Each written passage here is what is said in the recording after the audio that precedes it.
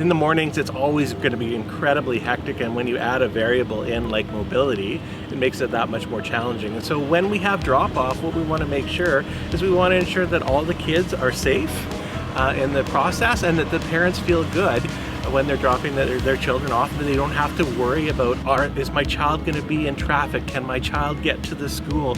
Is my child going to be safe on that route there? And so having dedicated spots that they can access, having dedicated pathways that they can access, they should be able to, just like any other child, be able to access the school and do it in a safe manner. The start would be the parking lots, right? So the parking lots need to make sure that they're nicely paved and smooth, so that if someone has mobility challenges, they're in a wheelchair, for example, they can get to the front door. It's not bumpy. We try and make sure there's mobility spots as close to the school as possible. And then, yeah, making sure they can get to the front door, either ramps, letdowns, or other methods that we can get them up there. We've done a lot of work to make sure every front entryway has an automatic door opener button, wide enough doorways that anyone can get through.